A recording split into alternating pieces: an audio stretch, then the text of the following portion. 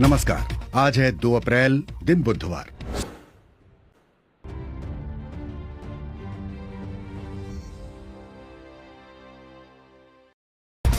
सरकार ने लोकसभा में वक्फ संशोधन विधेयक पेश किया। कहा कि ये गरीब मुसलमानों के लिए है। I rise to move the motion for consideration of the Waqf Amendment Bill 2025 and Musliman Waqf Repeal Bill 2024। विपक्ष ने विधेयक पर उठाए सवाल। ये संविधान के विरोध में नहीं है, ये आर्टिकल 26 के विरोध में नहीं है। सरकार क्यों धर्म के इस मामले में दखल अंदाजी कर रही है? अमेरिकी राष्ट्रपति ट्रंप आज घोषणा करेंगे दुनिया भर के देशों के लिए टैरिफ क्या होगा। बताएंगे कि ट्रंप के रेसिप्रोकल टैरिफ का भारत पर क्या होगा असर। 15-16 पेज का यूएस ट्रेड रिप्रेजेंटेटिव का एक डॉक्यूमेंट पढ़ा है जिसमें ये 1 या 2 आइटम की बात नहीं है, ये अक्रॉस सेक्टर्स है और ऐसे सेक्टर्स जिसमें शायद हम और आप सोच भी ना पाए। लेकिन आगे बढ़े उससे पहले देश दुनिया का हाल सुनिए।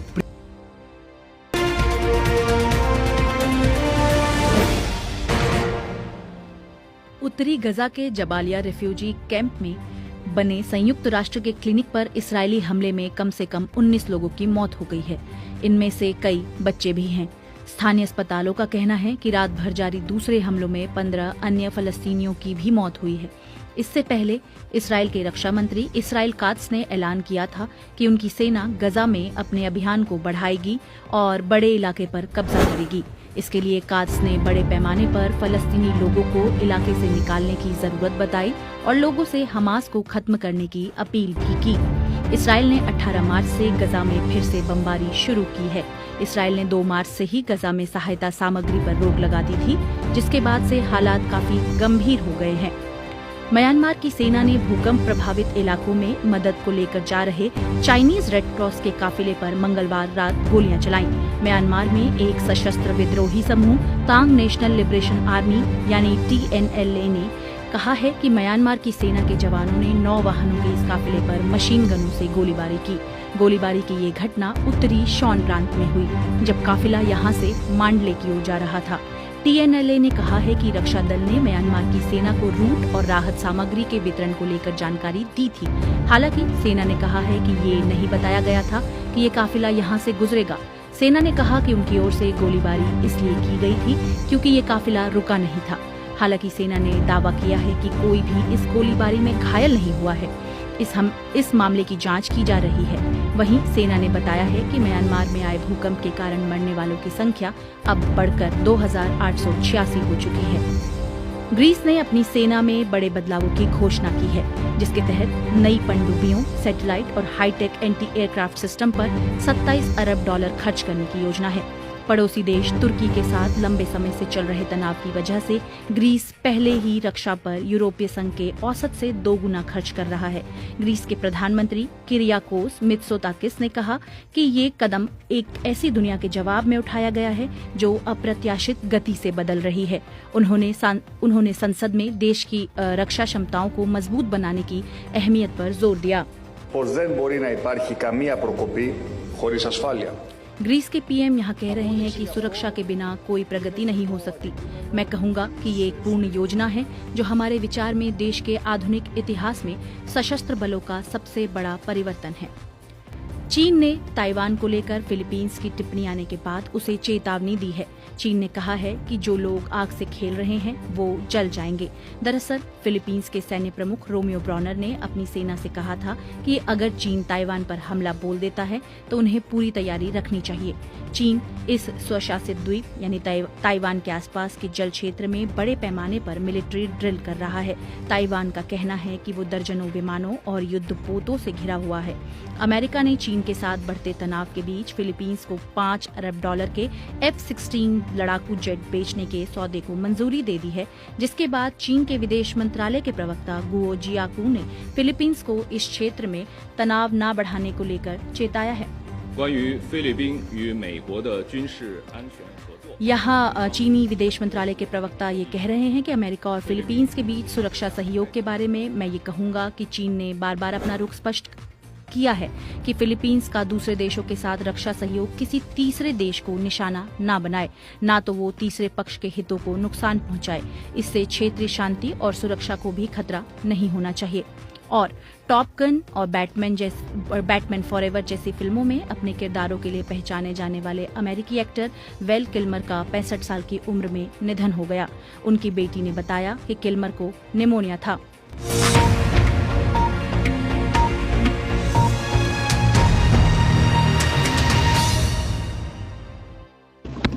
Honorable Speaker, sir, I rise to move the motion for consideration of the Waqf Amendment Bill 2025 and Mussalman Waqf Repeal Bill 2024.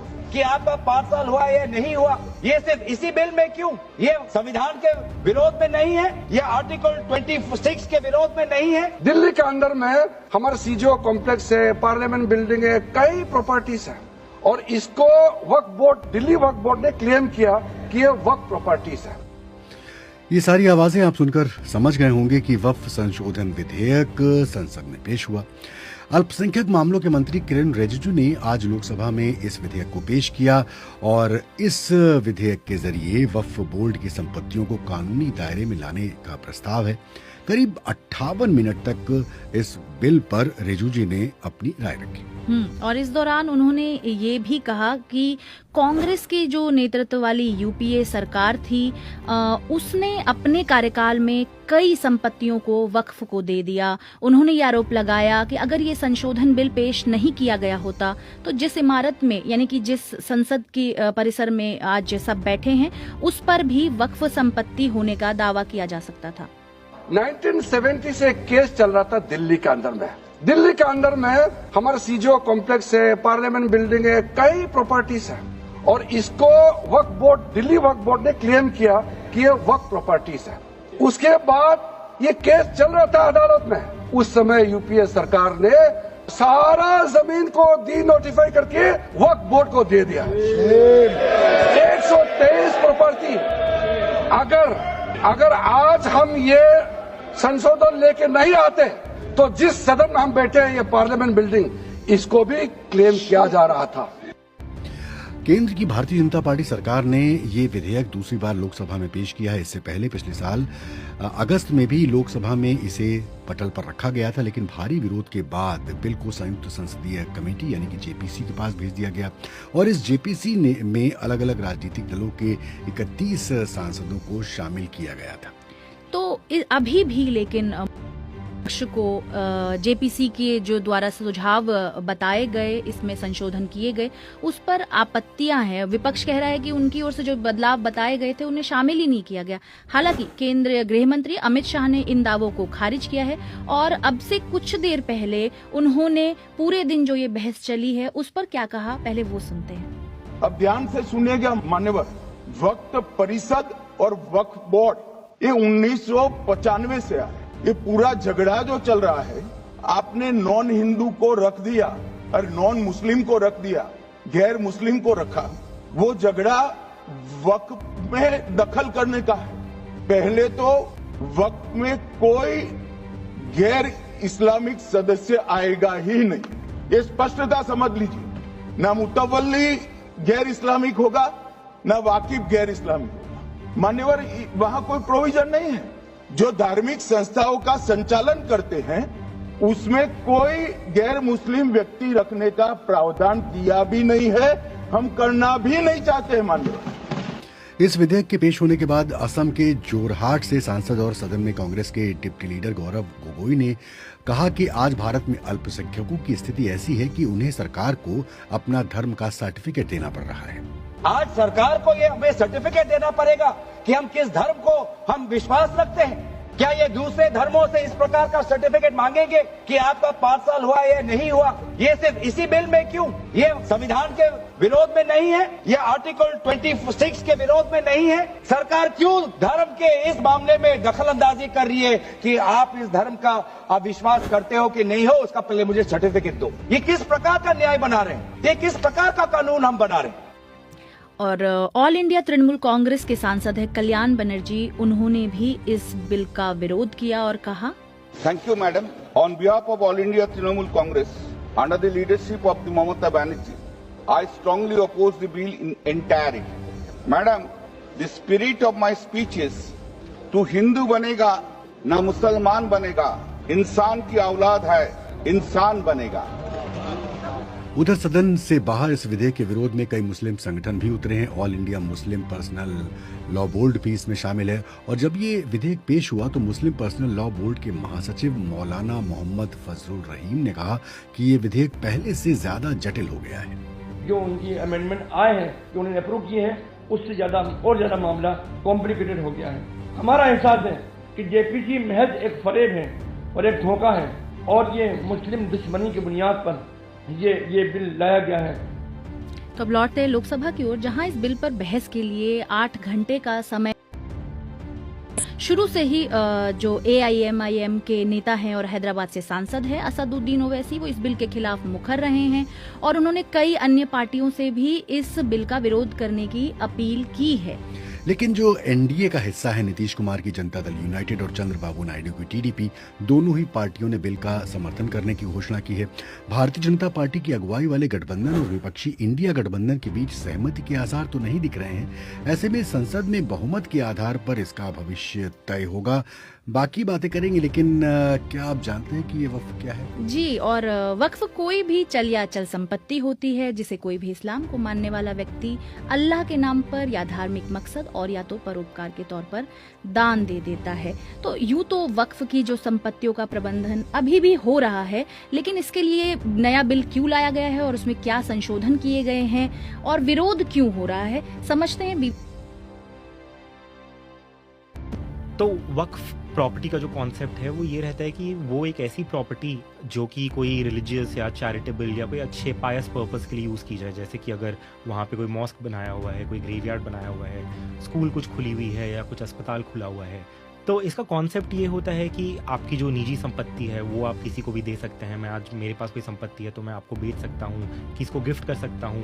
पर वक्फ का ये कॉन्सेप्ट है कि मैंने वो एक तरह से जो प्रॉपर्टी है वो समाज सेवा के लिए दे दी है, तो वो अब उसका वो फ्रीज हो गया है जो फंक्शन है, कि मतलब वो हमेशा के लिए अब वो उसी पर्पस के लिए यूज़ किया जाएगा जो समाज सेवा की बात है। तो अभी के टाइम पे जो वक्फ है उसको रेगुलेट करने के लिए एक सरकार का एक्ट है, उस पर संशोधन लाया जा रहा है। करीब ये 9 लाख प्रॉपर्टी है अभी जो वक्फ की प्रॉपर्टी है, और इसको रेगुलेट करने के लिए अभी जो कानून में प्रावधान है उसमें अलग अलग चीज़ें दी हुई हैं कि जैसे हर स्टेट की एक वक्फ बोर्ड होती है, एक सेंट्रल काउंसिल होती है, और भी अलग अलग चीज़ें हैं। अगर कोई विवाद हुआ तो ट्राइब्यूनल होता है, उसके अलावा एक सर्वे कमिश्नर होता है अगर आपको किसी प्रॉपर्टी का सर्वे करवाना है। तो वो बहुत सारी जो चीज़ें हैं उसको चेंज करने के लिए वो किसमें कैसे काम करता है, ये अमेंडमेंट लाया गया है। बीते साल भी ये बिल लाया गया था, तो उसमें अब संशोधन करके दोबारा इसे लोकसभा में टेबल किया गया है। तो उस विधेयक में और इस विधेयक में क्या अलग है? जी, तो जो पिछले साल बिल इंट्रोड्यूस हुआ था उसे फिर जॉइंट पार्लियामेंट्री कमेटी में भेजा था, तो उसके बाद कुल 14 चेंजेस हैं जो कि NDA मतलब बीजेपी और उनके एलाइज ने जो सजेशंस किए थे वही चेंजेस एक्सेप्ट हुए हैं। तो इसमें ऑपोजिशन ने भी कुछ मुद्दा उठाया था कि उनके जो चेंजेस है वो एक्सेप्ट नहीं हुए, कि JPC में दोनों रूलिंग पार्टी और ऑपोजिशन के मेंबर्स होते हैं। तो इन 14 में से कुछ जो बड़े चेंजेस हैं, एक तो है कि वक्फ प्रॉपर्टी जो होती है वो ज़्यादातर 3 तरीकों से बनाई जाती है। या तो अगर डिक्लेयर की जाए किसी की, मान लो आज मेरी प्रॉपर्टी तो मैंने कहा कि इसको मुझे वक्फ को देना है, तो वो एक तरीका है। दूसरा एक तरीका है कि अगर मैंने कहा कि मान लो मेरी 2 पीढ़ी बाद कोई भी और उसके आगे मेरे खानदान से नहीं रहे, तो वो प्रॉपर्टी अपना वक्फ को चल जाए, तो वो एक और तरीका है। और एक तीसरा तरीका है कि वक्फ बाय यूज़र।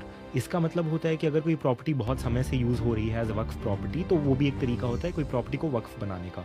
तो ये वाली चीज़ पे काफ़ी बहस हुई थी क्योंकि अमेंडमेंट में ये वक्फ बाय यूज़र को हटा दिया गया था।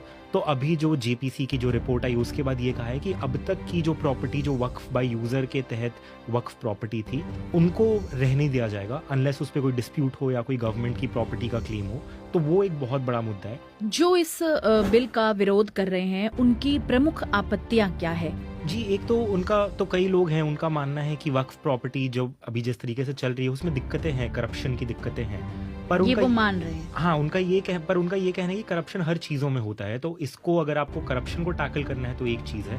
पर उन्होंने कहा है कि इसमें जिस तरह के अमेंडमेंट्स लाए गए हैं उनसे उनका ये कहना है कि मुस्लिम्स के पास जो राइट है ये वक्फ प्रॉपर्टी को एडमिनिस्ट्रेट करने का, चलाने का, उस पर काफ़ी बड़ा अटैक है। तो अगर हम देखें कि किस तरीक़ों से वक्फ बनाया जाता है, उनको एडमिनिस्टर कैसे किया जाता है, ये सब चेंजेस ज़्यादातर बिल में काफ़ी आए हैं। तो जैसे एक बात है कि वक्फ आज के दिन में कोई भी बना सकता है, हिंदू, मुसलमान, कोई भी धर्म का इंसान बना सकता है। पर अभी जो संशोधन आया है उसमें ये कहा है कि अगर कोई 5 साल तक इस्लाम प्रैक्टिस कर रहा हो और ये दिखाने पाए कि वो 5 साल तक प्रैक्टिस कर रहा हो, वही बना सकते हैं प्रॉपर्टी। उसके अलावा वक्फ को रेगुलेट करने के लिए हर स्टेट में, सेंटर में स्टेट बोर्ड्स होते हैं, सेंट्रल काउंसिल होती है, तो उसके सारे मेंबर्स और जो उनके सीईओ रहते हैं, चेयरपर्सन रहते हैं, वो मुस्लिम्स रहते हैं। पर अब कानून में ये कहा गया है कि आपको एटलीस्ट 2 मेंबर जो हैं वो नॉन मुस्लिम्स अपॉइंट करने हैं, और आपके पास ये भी, अगर आप 2 तो आपको करने ही है, उससे ज़्यादा भी आप कर सकते हैं अगर चाहे तो उनका ये भी कहना है कि इससे मुस्लिम्स का जो राइट है अपनी प्रॉपर्टी को वक्फ के थ्रू एडमिनिस्टर करने का, वक्फ प्रॉपर्टी को, वो उनसे ली जा रही है। उसके अलावा और भी कुछ चीज़ें हैं। उन्होंने कहा कि सरकार की दखल अंदाजी इसमें बढ़ गई है कि जैसे अगर आज के दिन में कोई, अगर मान लो कोई प्रॉपर्टी है जिस पे गवर्नमेंट का क्लेम है कि वो गवर्नमेंट प्रॉपर्टी है, तो उसका राइट जो है वो कलेक्टर से ऊंचे दर्जे के ऑफिसर के पास रहेगा, डिटरमाइन करेगा कि वो राइट, कि वो जो प्रॉपर्टी है वो गवर्नमेंट प्रॉपर्टी है या फिर वक्फ प्रॉपर्टी है।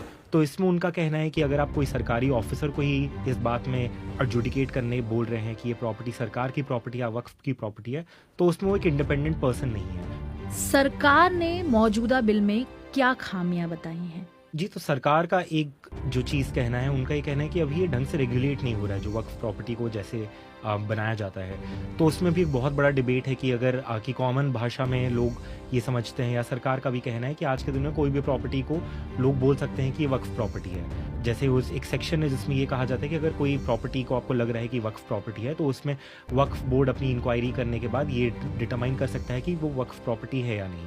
तो वो एक सेक्शन है वो हटा दिया गया। जैसे आज भी जब किरण रिजिजू अपनी स्पीच दे रहे थे तो उसमें उन्होंने एक केस बताया कि कुछ 123 प्रॉपर्टी है दिल्ली में जिसमें ये चल रहा था मुद्दा कि वो वक्फ प्रॉपर्टी है, गवर्नमेंट की प्रॉपर्टी। उनका ये भी कहना था कि यहाँ तक कि पार्लियामेंट को क्लेम किया हुआ है कि ये वक्फ प्रॉपर्टी है, तो ये सेक्शन हटाया गया है उनका। पर जो इसके विरोध में कहा जाता है कि नहीं, ऐसा नहीं है कि कोई भी प्रॉपर्टी को वक्फ प्रॉपर्टी डिक्लेयर की जा सकती है, उसके कुछ प्रोसेस होते हैं। अगर आप उस प्रोसेस नाखुश हैं तो ट्रिब्यूनल होता है, ट्रिब्यूनल के भी उसके बाद हाई कोर्ट में आप कुछ चीज़ों से अपील करने जा सकते हैं। तो एक तो ये मुद्दा हो गया कि सरकार का कहना है कि कोई भी प्रॉपर्टी को वक्फ प्रॉपर्टी मानी जा सकती है। दूसरी एक और चीज़ है, उनका ये कहना है कि ये वाला जो कि अगर आपकी प्रॉपर्टी को आपने वक्फ के लिए दिया है, तो वक्फ का जो पर्पस होता है वो रिलीजियस या चैरिटेबल पर्पस के लिए होता है कि आपने वहाँ कुछ एजुकेशन के लिए कुछ खोला, हॉस्पिटल खोला, कोई ग्रेवयार्ड है। तो उनका ये कहना है कि एक सेक्युलर फंक्शन हो गया है, ये एक रिलीजियस फंक्शन नहीं है। इसको आप समाज को बेहतर करने के लिए आप वो प्रॉपर्टी को या उससे जो आमदनी आती है उसको यूज़ कर सकते हैं। तो इसीलिए ये सारी जो चीज़ें हैं कि अगर आप किसी हिंदू को या किसी नॉन मुस्लिम को अपॉइंट कर सकते हैं सारे बोर्ड में, तो उनका ये कहना है कि इससे हम किसी एक्सपर्ट्स को अपॉइंट करेंगे जिससे ये पूरा जो फंक्शन है ये और अच्छे से होने पाएगा। उसके अलावा उन्होंने ये भी कहा कि इससे ट्रांसपेरेंसी बढ़ेगी, जो उसमें उन्होंने रजिस्ट्रेशन के लिए जो चीज़ें अभी लागू किया, आपको रजिस्टर करना ही है, तो वो एक और चीज़ उन्होंने कहा है कि इससे और अच्छे से ट्रांसपेरेंसी बढ़ेगी, रजिस्ट्रेशन वही कौन सी प्रॉपर्टी वक्फ है कौन नहीं है।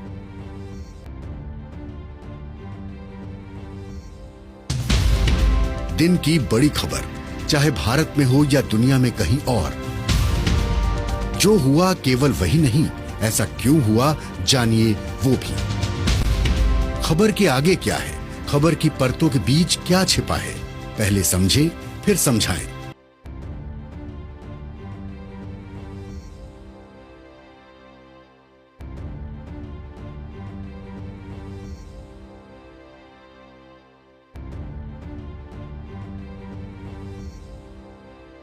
अब पॉडकास्ट का दूसरा पड़ाव, बात उस अमेरिकी टैरिफ की जिसकी घोषणा होने वाली है। पूरी दुनिया की निगाहें इस पर लगी हैं कि किस देश पर, किस सामान पर कितना टैरिफ लगेगा।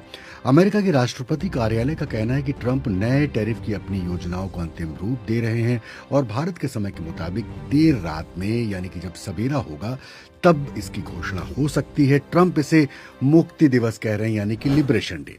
लेकिन ये टैरिफ कैसा होगा और कब लागू होगा? तो जब से ट्रंप राष्ट्रपति बने हैं, आयात शुल्क इतनी तेजी से और इतना अधिक बढ़ता गया है कि इसका अंदाजा लगा पाना मुश्किल हो गया है।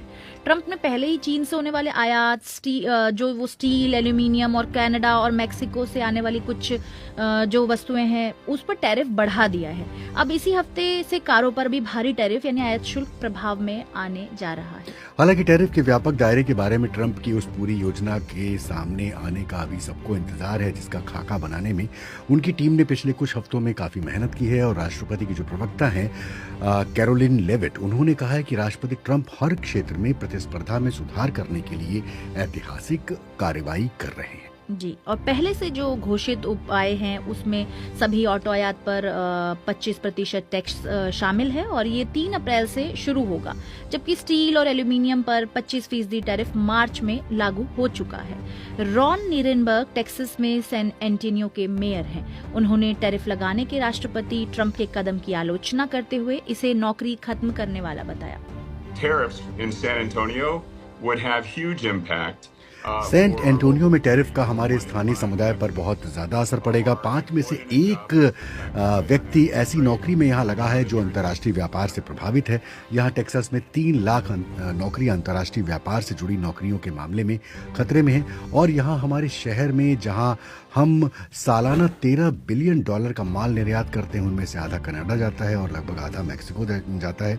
हमें दोस्तों की ज़रूरत है, हमें दुश्मनों की नहीं। हमें आर्थिक साझेदारों की ज़रूरत है, हमें टैरिफ की ज़रूरत नहीं है। वो नौकरी खत्म करने वाली है। तो अंतर्राष्ट्रीय मुद्रा कोष यानी IMF के पूर्व अर्थशास्त्री मॉरिस ऑब्स्टफेल्ड ने चेतावनी दी है कि राष्ट्रपति ट्रंप के टैरिफ से अमेरिकी अर्थव्यवस्था में मंदी आ सकती है।